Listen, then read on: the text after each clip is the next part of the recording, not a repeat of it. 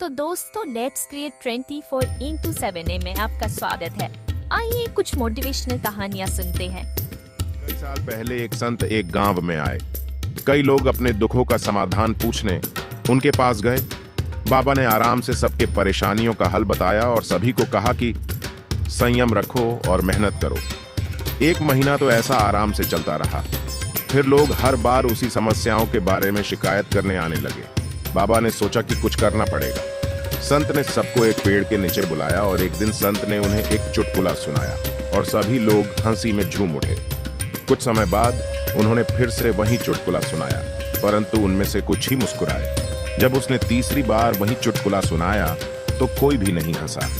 बाबा मुस्कुराए और बोले, जैसे तुम बार बार एक ही मजाक पे हंस नहीं सकते, वैसे ही एक ही समस्या पे बार बार रो क्यों रहे हो। कहानी से सीख, चिंता करने से आपकी समस्याओं का समाधान नहीं होगा। तो दोस्तों उम्मीद है यह कहानी आपको पसंद आई होगी। बढ़ते हैं अगले कहानी की तरफ। शहर में एक स्वार्थी आदमी रहता था और कुछ भी किसी के साथ शेयर नहीं करता था, न दोस्तों के साथ और न ही गरीबों के साथ। एक दिन उस आदमी के 30 सोने के सिक्के खो गए। उसके एक दोस्त की बेटी को वो 30 सोने के सिक्के मिलते हैं। लड़की का पिता उससे बताता है कि ये सिक्के उसके दोस्त के हैं तो उसको वापस कर देते हैं। जब वो स्वार्थी आदमी अपने दोस्त के घर पहुंचा और उसको वो सिक्के दे देता है। सिक्कों की गिनती करने के बाद वो आदमी कहता है कि इसमें तो 10 सिक्के कम हैं जो इस लड़की ने रख लिए हैं। मेरे 40 सिक्के गिरे थे।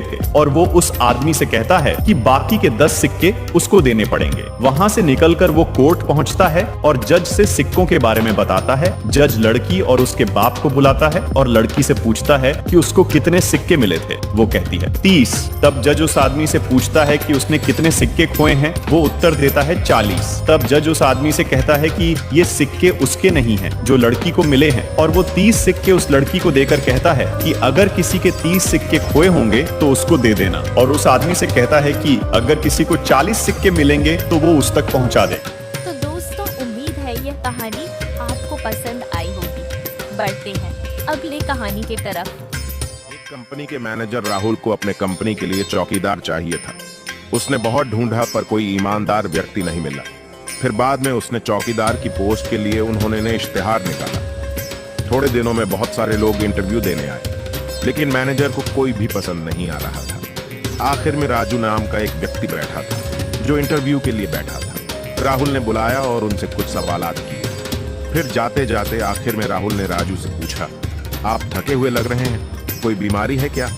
राजू ने जवाब दिया, नहीं साहब, ऐसी कोई बीमारी नहीं है, लेकिन नींद नहीं आने की बीमारी है। राहुल ने थोड़ी देर सोचा और तुरंत उसको रात के चौकीदारी के लिए रख लिया। फिर बाजू में जो दूसरी व्यक्ति इंटरव्यू ले रही थी, उसने उसको कहा, उस राजू को तुरंत क्यों ले लिया? राहुल ने कहा, क्योंकि वह चाह के भी सो नहीं सकता। कहानी से सीख, अपनी असलियत नहीं छुपाना चाहिए। तो दोस्तों आपको कौन सी कहानी सबसे अच्छी लगी कमेंट बॉक्स में जरूर कमेंट करें और लेट्स क्रिएट 24/7 को सब्सक्राइब और लाइक करना ना भूलें। धन्यवाद।